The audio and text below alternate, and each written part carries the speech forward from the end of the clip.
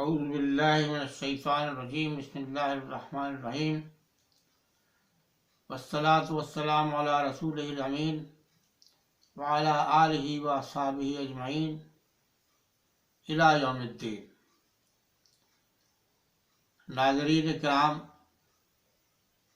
آج ہم فتح مکہ کے ابواب کی ابتدا کر رہے ہیں، اور امید یہ ہے کہ یہ 2 قسطوں میں مکمل ہو جائے گا۔ یہ تو بڑی تفصیلات ہیں اس سلسلے کی، لیکن بہرحال ہم کوشش ہماری ہوگی کہ جو بہت ہی اہم نکات ہیں اس سے پہلے کے یا اس واقعے کے تعلق سے، فتح مکہ کے تعلق سے جو اہم نکات ہیں ہم ان کا بیان کریں گے۔ یہ بات سامنے آ چکی ہے مختلف ایپیسوڈز میں کہ ہجری 6 میں جب رسول اللہ صلی اللہ علیہ وسلم نے مکہ کا سفر کیا عمرہ کے ارادے سے، تو وہاں کے کفار نے آپ کو مکے میں داخل نہیں ہونے دیا۔ تفصیلات اس کی گزر چکی ہیں، اور ان تفصیلات میں یہ بات شامل ہے کہ مسلمانوں کو کافی دب کر قریش سے، مکے کے قریش سے معاہدہ کرنا پڑا، صلح کرنی پڑی، جو صلح حدیبیہ کے نام سے جانی جاتی ہے۔ اس صلح کی شرائط میں ایک شرط تو یہ شامل تھی کہ 10 سال تک آئندہ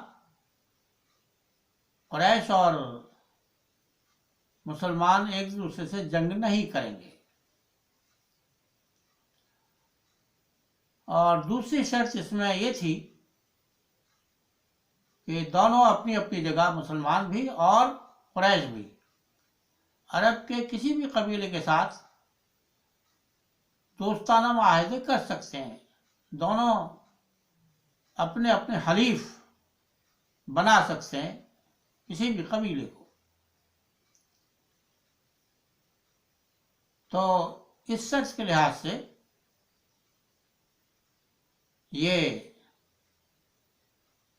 بنو خزیمہ نے پسند کیا اس بات کو کہ وہ مسلمانوں کے ساتھ دوستانہ تعلقات استوار کریں، چنانچہ ان کے اور مسلمانوں کے درمیان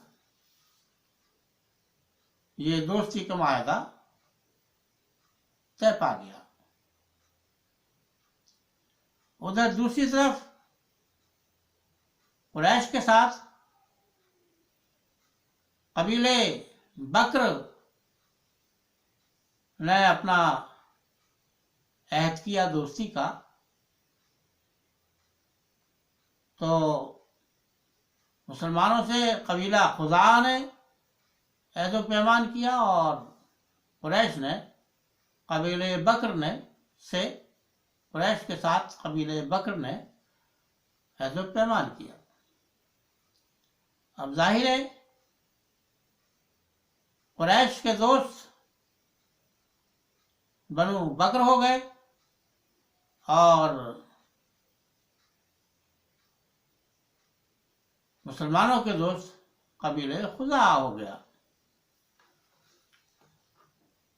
اب ان دونوں کی تاریخ ایسی تھی کہ یہ دونوں قبیلے مدت دراز سے آپس میں ایک دوسرے کے ساتھ لڑتے رہتے تھے۔ جب ادھر ان لوگوں کی دوستیاں ایک قبیلے کی مسلمانوں کے ساتھ اور دوسرے قبیلے کی قریش کے ساتھ ہو گئی، تو کسی حد تک انہوں نے اپنی لڑائی کو موقوف کر دیا، کیونکہ عربوں، مسلمانوں اور قریش کے درمیان 10 سال کا امن کا معاہدہ ہوا تھا۔ اس لیے اس دوستی کے نظم کے لحاظ سے یہ دونوں قبیلے اس بات کے پابند تھے کہ یہ لوگ آپس میں جنگ نہ کریں 10 سال تک۔ تو انہوں نے تقریباً 1.5 سال تک تو صبر کیا۔ پرانی تاریخ تھی ان کی لڑتے بڑھتے رہنے کی، تو 1.5 سال تک صبر کیا. 1.5 سال پورے نہیں ہوئے تھے ابھی قاعدے سے پوری طرح سے مکمل نہیں ہوئے تھے کہ بنو بکر نے خزاعہ کے قبیلے پر حملہ کر دیا. اب ظاہر ہے وہ لوگ تو تیار نہیں تھے اس کے لیے، کیونکہ انہیں تو عہد و پیمان کے مطابق امن تھا حاصل. ان کی نیت میں لڑنا جھگڑنا تو تھا نہیں، نہ انہوں نے اس کی تیاری کی تھی. اب جب انہوں نے حملہ کیا خزاعہ پر تو ان کا بڑا نقصان ہوا. ان کے مردوں کو، بوڑھوں کو، عورتوں کو، بچوں کو بری طرح سے انہیں مارا، قتل کیا، بڑی غارت گری کی. یہاں تک کہ انہوں نے کعبۃ اللہ میں جا کے پناہ لی بنو خزاعہ نے. جبکہ کعبۃ اللہ میں جو لوگ پناہ لے لیتے ہیں، اسلام سے پہلے ہی سے مدت دراز سے یہ رواج تھا، یہ اصول بنا رکھا تھا امن کا، کہ یہ کعبۃ اللہ جو ہے امن کی جگہ ہے، یہاں کسی کا خون نہیں بہایا جائے گا.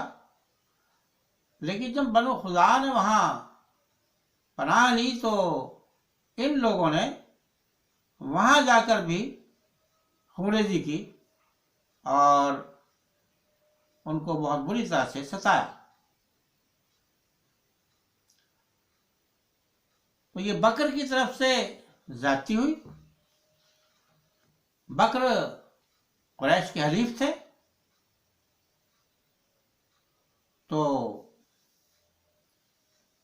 خزیمہ کے کچھ لوگ مدینہ تشریف لے گئے اور وہاں جا کر، میں نے غلط بول دیا، خزاعہ، بنو خزاعہ کے کچھ لوگ جو مسلمانوں کے دوست بن چکے تھے وہ مدینہ پہنچے. انہوں نے شکایت رسول اللہ صلی اللہ علیہ وسلم سے کی. اب ظاہر ہے عہد و پیمان 10 سال کا ہو چکا تھا.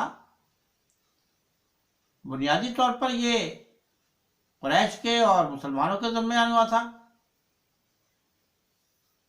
لیکن قریش کے دوست جتنے بھی ہو جاتے اس درمیان میں، یہ معاہدہ سمجھا جاتا ہے کہ ان سے بھی ہوا ہے.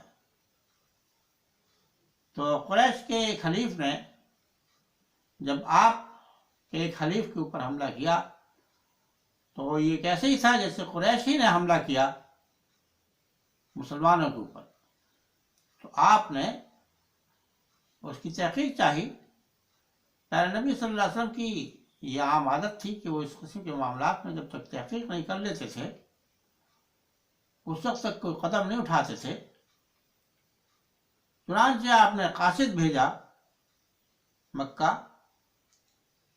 ابو سفیان اس وقت مکے کا سردار تھا. اس کے پاس آپ نے تحقیق احوال کے لیے معلوم کیا اور پوچھا، بھیجا اس سے قاصد کو. قاصد سے جب ان کی بات چیت ہوئی تو مکے کا احوال بالکل امن پسندی کے خلاف تھا. عام طور پر ان کے یہاں غم و غصہ پایا جا رہا تھا اور وہ کسی صورت سے بھی اس بات کے لیے تیار نہیں تھے کہ اپنی اس غلطی کو تسلیم کریں. تو پیارے نبی صلی اللہ علیہ وسلم نے قاصد سے یہ کہہ کر کے بھیجا تھا، قاصد کو یہ کہہ کر بھیجا تھا کہ وہ جا کر یہ کہیں کہ یا تو جتنے لوگوں کو تم نے مارا ہے، خون کیا ہے، قتل کیا ہے، ان سب کا خوب بہا ادا کریں.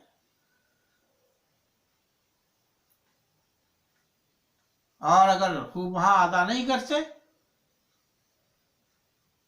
تو پھر یہ معاہدہ ختم.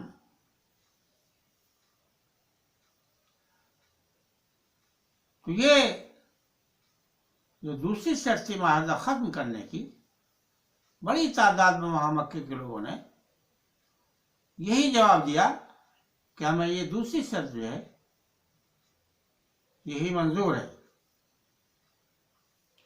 اب اس وقت جوش و خروش میں سارے نوجوان طبقہ جتنا بھی تھا وہ سب کے سب اسی بات پر مائل رہے، اور کسی بزرگ کی بات کو انہوں نے اس قابل نہیں سمجھا کہ اس پر توجہ دیں۔ قاصد وہاں سے یہ پیغام لے کر کے،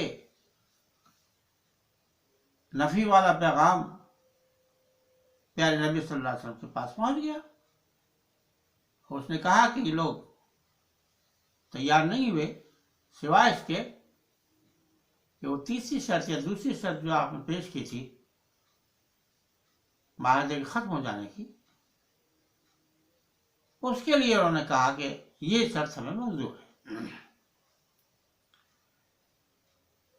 لیکن اس وقت تو انہوں نے جوش و خروش میں اس طرح کی بات کہہ دی، لیکن بعد میں ان کو ہوش آیا مکے کے لوگوں کو، اور بڑے بوڑھوں نے آپس میں کچھ مشورے کیے، نوجوانوں کو کچھ ٹھنڈا کیا، اونچ نیچ سمجھائی، اور اس کے نتیجے میں پھر ابو سفیان جو مکے کا سردار تھا وہ مدینے کی طرف اس نے سفر کیا، اور وہ مدینہ پہنچا اس خیال سے کہ معاہدہ جو ہے وہ توڑا نہ جائے، اس کو نئے سرے سے پھر سے قائم کر لیا جائے۔ اس موقع پر ایک بڑی باریک بات اور بہت ہی اہم بات جو اس واقعے کے تسلسل میں بیان ہوتی ہے، تاریخ کا ایک بہت ہی اہم حصہ ہے اور بڑا ہی شاندار ایک واقعہ ہوا۔ جس وقت ابو سفیان مکے میں پہنچا تو وہ پہلے اپنی بیٹی کے پاس پہنچا اور ان سے کہا کہ یہ میری ملاقات محمد صلی اللہ علیہ وسلم سے کرا دی جائے۔ جس وقت وہ پہنچا تو رسول اللہ صلی اللہ علیہ وسلم کا بستر مبارک ایک چارپائی پر بچھا ہوا تھا۔ اس نے اس پر بیٹھنے کی کوشش کی تو ان کی بیٹی نے، ابو سفیان کی بیٹی نے، وہ بستر وہاں سے ہٹا لیا، کھسکا لیا، اور بغیر بستر کی چارپائی پر بیٹھنے دیا اسے۔ ابو سفیان نے پوچھا، بیٹی کیا ابو سفیان اس قابل نہیں تھا کہ اس بستر پہ بیٹھے، یا بستر اس قابل نہیں تھا کہ اس پر ابو سفیان بیٹھے؟ تو بیٹی نے جواب دیا کہ ابو سفیان اس قابل نہیں ہے کہ وہ رسول کے بستر پر بیٹھے۔ معلوم ہونا چاہیے کہ ابو سفیان کی یہ بیٹی ہماری ماں ہے، امہات المومنین میں آپ کا نامی درج ہے۔ یہ حضرت ام حبیبہ ہیں جنہوں نے اپنے باپ کے ساتھ یہ طریقہ اختیار کیا۔ انہوں نے اس بات کو پسند نہیں کیا کہ ان کا کافر باپ جو اتنے دن سے مخالفت پر آمادہ ہے اور مستقل رسول اللہ صلی اللہ علیہ وسلم کے خلاف پیکار میں شامل رہا ہے، اس کو میں رسول اللہ صلی اللہ علیہ وسلم کے بستر پر بیٹھنے دوں۔ چنانچہ آپ نے وہ بستر کھسکا لیا، ہٹا لیا، اور خالی چارپائی پر بغیر بستر کے اس کو بیٹھنے کی اجازت دی۔ تو یہ اس وقت کے امام پیارے نبی صلی اللہ علیہ وسلم سے اس وقت کی محبت جو تھی وہ اس طرح کی تھی۔ پیارے نبی صلی اللہ علیہ وسلم کا کی وقت اور عزت اور احترام کا اتنا خیال رکھا جاتا تھا صحابہ کرام میں، جس کے اظہار یہاں اس عمل میں ہوا۔ حضرت ام حبیبہ وہ ام المومنین ہیں جو بالکل ابتدائی میں اسلام جنہوں نے قبول کر لیا تھا. اب اور فرمائیے، باپ سخت مخالف اور بیٹی اسلام قبول کر لیتی ہے. اور ہجرت حبشہ جب واقع ہوتی ہے تو اس میں بھی وہ چلی جاتی ہیں. ان کا نکاح ہو چکا تھا، شادی ہو چکی تھی ایک صحابی سے جو اسلام قبول کر چکے تھے، لیکن تاریخی واقعات میں یہ بات آتی ہے کہ حبشہ میں جانے کے بعد، کیونکہ حبشہ عیسائیوں کا ملک تھا، تو وہاں وہ کچھ عیسائیوں سے متاثر ہو گئے اور انہوں نے دین اسلام کے بجائے عیسائیت کو قبول کر لیا. تو آپ نے، یعنی حضرت ام حبیبہ نے اس سے طلاق لے لی. اب ظاہر سی بات ہے، طلاق لینے کے بعد خاتون کو صدمہ تو ہوتا ہی ہے. جب یہ خبر پیارے نبی صلی اللہ علیہ وسلم تک پہنچی کہ اس طرح کا واقعہ ہو گیا ہے، تو آپ نے پیغام نکاح ان تک پہنچایا. اور جن صحابی کے ذریعے سے یہ پیغام پہنچا، تاریخ کی کتابوں میں آتا ہے کہ جب ان صحابی نے حضرت ام حبیبہ کو یہ پیغام سنایا کہ رسول اللہ صلی اللہ علیہ وسلم آپ سے نکاح کے متمنی ہیں، تو انہوں نے اللہ کا شکر ادا کیا اور ان کی آنکھوں سے آنسو ٹپک پڑے اور فرمانے لگیں آپ کہ اللہ تیرا لاکھ لاکھ شکر ہے کہ کیسے شخص سے تو نے مجھے نجات دلائی جس نے اسلام کو قبول نہیں کیا اور قبول کر کے اسے پھر گیا، اور اس کے بدلے میں تو نے اس قدر زبردست ہستی سے میرے نکاح کا نظم کیا. تو وہ بہت خوش ہوئی اس بات سے، خوشی کے آنسو ان کی آنکھوں میں آ گئے. اور انہوں نے جو کنگن اپنے ہاتھوں میں پہن رکھے تھے، اپنے کلائیوں میں پہن رکھے تھے، وہ دونوں کنگن اتار کر کے ان صحابی کو اس خوشی میں دے دیے کہ اس سے زیادہ خوشی کوئی اور نہیں ہو سکتی. لو یہ کنگن تمہیں میں تحفے میں دیتی ہوں. یہ وہ حضرت ام حبیبہ تھیں جنہوں نے اپنے والد کو، اپنے باپ کو، ابو سفیان کو رسول اللہ صلی اللہ علیہ وسلم کے بستر پر بیٹھنے کی اجازت نہیں دی. ایسے ایسے عظیم کردار اس وقت تھے موجود جو مدینہ ریاست جو وجود میں آ رہی تھی اس کے بانی مبانی اور اس کو مضبوط کرنے والے اس طرح کے کردار کے لوگ تھے، خواتین بھی اور مرد بھی. تو خواتین و حضرات دونوں اللہ کے دین کی خدمت میں لگے ہوئے تھے. بعد یہ تو ایک ذیلی قصہ میں نے آپ کو بیان کیا.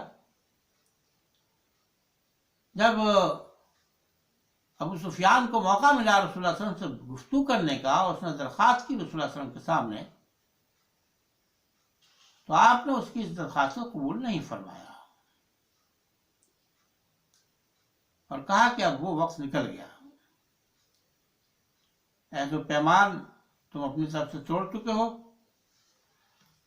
اور ایک مرتبہ کا عہد و پیمان ٹوٹا ہوا، اب دوبارہ سے پھر ہم نئے سرے سے کوئی عہد و پیمان نہیں کر سکتے.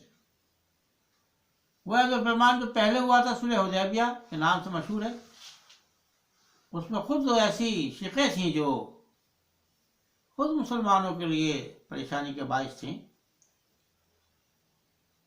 تو بہرحال یہ کہ رسول اللہ صلی اللہ علیہ وسلم نے اس کوشش کو قبول نہیں کیا. ابو سفیان کی طرف سے جو کوشش ہوئی صلح کو نئے سرے سے بحال کرنے کی پیارے نبی صلی اللہ علیہ وسلم نے اس کو قبول نہیں فرمایا، اور پھر اس کے بعد آپ نے مسلمانوں کو جنگ کی تیاری کا خاموشی کے ساتھ حکم دے دیا۔ ابو سفیان وہاں سے نامراد مدینے سے واپس ہوا، ناکامی کے ساتھ وہ اپنے شہر مکے کی طرف واپس ہوا، اور بعد میں پھر فتح مکہ کے دروازے مسلمانوں کے لیے کھل گئے۔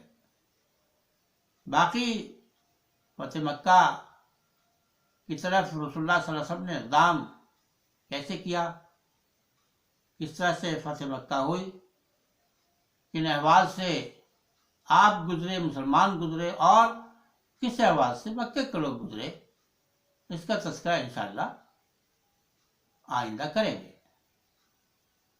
اللہم صلی علی سیدنا مولانا محمد وعلی آل سیدنا مولانا محمد بعدد معلوم لک۔